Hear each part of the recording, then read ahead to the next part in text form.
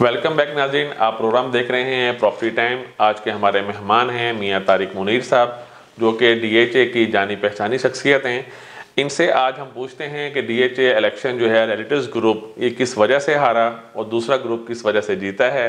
तो मियां तारिक मुनीर साहब बताइएगा कि आपका माशाल्लाह इतना एक्सपीरियंस भी है, आपने मार्केटिंग भी बहुत की है और आपके जो ग्रुप था उसने बहुत ज़्यादा इवेंट भी किए हैं, डीलर्स की ज़्यादातर तादाद आपके साथ थी। उसके बावजूद हारने की वजह क्या बनी? हालांकि वोटिंग का उसका डिफरेंस बहुत ज़्यादा नहीं था, लेकिन उसके हारने की वजह क्या बनी, ये बताइएगा। जी, गुजारिश ये पहली तो बात है जिस तरह आपने फरमाया है कि डीलर्स की तादाद भी आपके साथ थी, इसमें कोई शक शुबा नहीं है। ठीक है। जो हमने आखिरी प्रोग्राम किया था उसमें तकरीबन 5 से 6 हज़ार लोग थे जो कि पता नहीं खाना खाने वाले थे वोट डालने वाले तो नजर नहीं आए। बहरहाल मेरा जो प्रेसिडेंट था अबू बकर भट्टी, वो तो आपको पता ही है कि 9 वोटों से ज़्यादा है।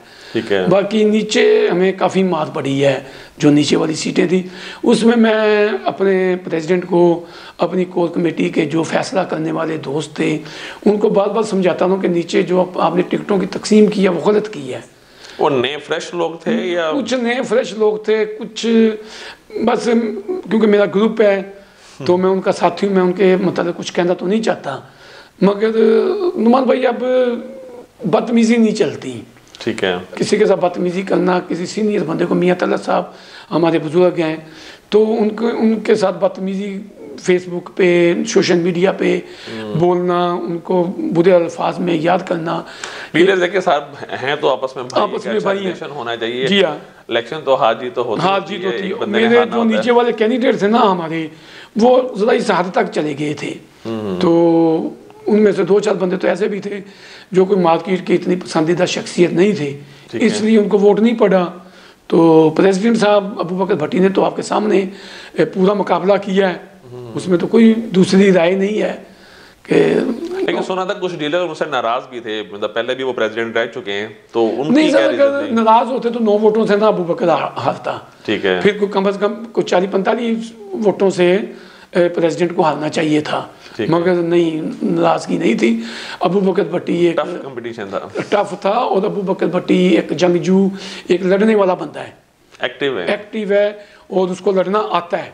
और इंशाल्लाह ताला कोई बात नहीं, 3 साल आए, ठीक है, तो अगला इलेक्शन फिर अबू बकर भट्टी का है, हमारा है इंशाल्लाह ताला। अच्छा, मैं ये बताइए इलेक्शन लड़ने के लिए आपके मतलब कौन डिसीजन करता है कि कौन सा ग्रुप इलेक्शन लड़ेगा, उनमें कौन कौन से कैंडिडेट्स होंगे, उसके क्या क्राइटेरिया क्या बनाया हुआ आपने? मैंने पहले गुजारिश की है ना, क्राइटेरिया नहीं, अल खिदमत ने जिस तरह बाकी जमातें हैं इस तरह ये भी जमातें ही हैं।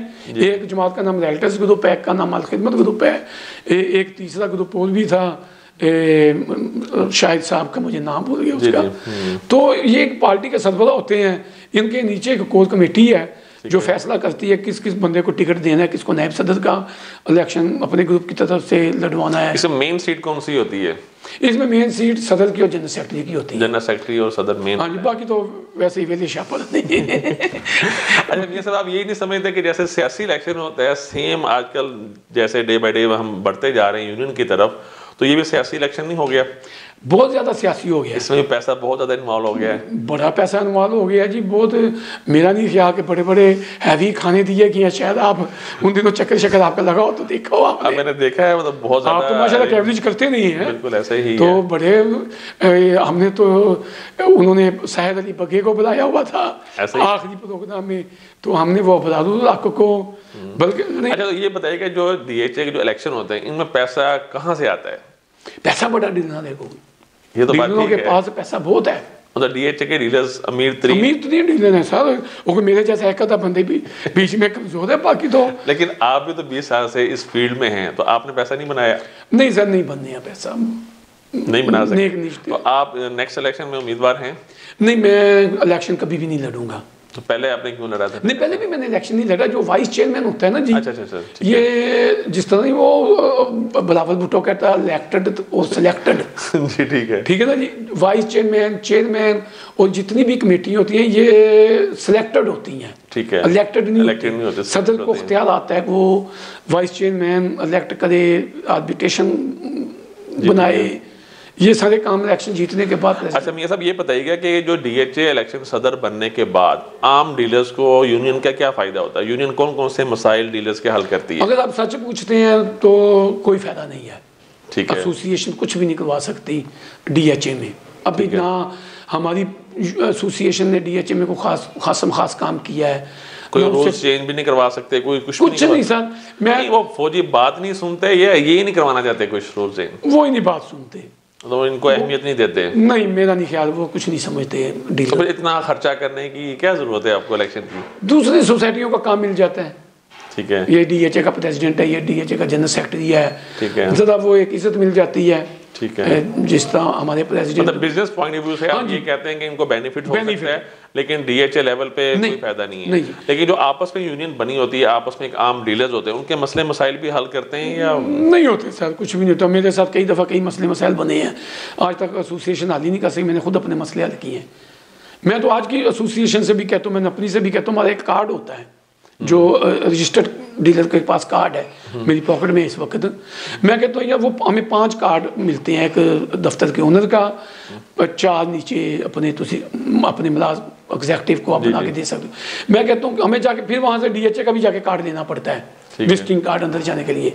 मैं कहता हूँ हमारे इस कार्ड को ही, तो इस कार्ड की भी कोई अहमियत नहीं है, कोई अहमियत नहीं, हमें इस विजिटिंग कार्ड की जरूरत ही ना पड़े। कम से कम दफ्तर के CEO को ना पड़े, ये जाके अपना वो कार्ड, एसोसिएशन वाला कार्ड दिखाए, रजिस्ट्रेशन वाला। अरे इतनी रिस्पेक्ट तो होनी चाहिए ना क्या थोड़ा। अच्छा, लेकिन फिर DHA पर इंटरव्यू क्यों करता है? अगर इंटरव्यू भी करता है डीलर को रजिस्टर करने के लिए, तो फिर उसका अंदर बगैर उसके कार्ड के क्यों नहीं जाने देते? नहीं करना चाहिए उन्हें इंटरव्यू।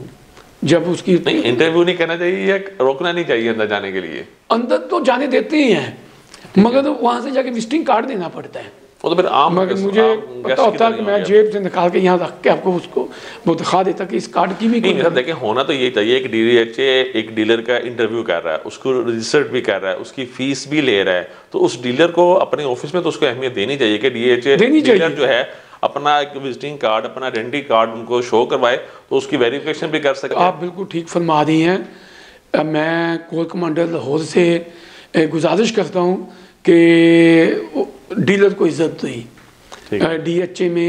DHA लाहौर में डीलर की कोई रिस्पेक्ट, कोई इज्जत नहीं है।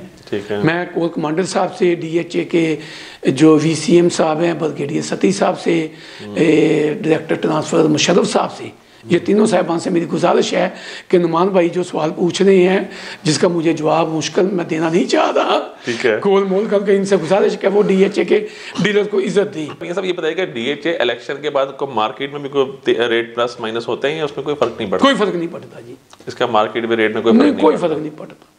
और ये बस ये एसोसिएशन अपने ही खाने के लिए है, अपने जो इवेंट करवाने के लिए। एक बहुत अहम सवाल आपसे ये कि जैसे DHA लाहौर है, बाकी सिटीज़ में लाहौर स्टार्ट हुआ, DHA मुल्तान है, DHA बहावलपुर है, तो क्या उसमें जैसे लाहौर तेज़ी की तरफ बढ़ रहा है, DHA फेज़ 13, 14 तक जा रहा है, तो वहाँ भी ऐसे फेस बनेंगे या वहाँ पे स्लो है?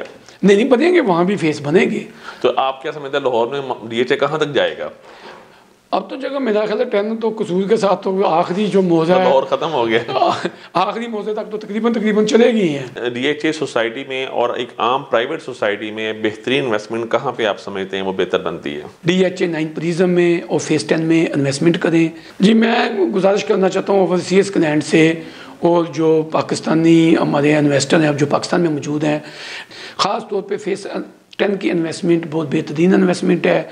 1,25,00,000 रुपये की कनाल की फैल है और आज का जो रेट है तो 74 लाख रुपये की 10 मरला की फैल है। तो इतने पैसों में DHA लाहौर में कुछ भी नहीं आता। बड़ी अच्छी इन्वेस्टमेंट है 10 की, और 10 में इन्वेस्टमेंट करें। और फेज़ 9 प्रिज्म में कमर्शियल एफिडेविट में आप इन्वेस्टमेंट करें, 4 मरला कमर्शियल एफिडेविट, बड़ी अच्छी इन्वेस्टमेंट है। बहुत बहुत शुक्रिया मियाँ तारिक मुनीर साहब, आपने कीमती वक्त हमें दिया और अपना 20 साल एक्सपीरियंस को कस्टमर्स के साथ, नाज़रीन के साथ शेयर किया।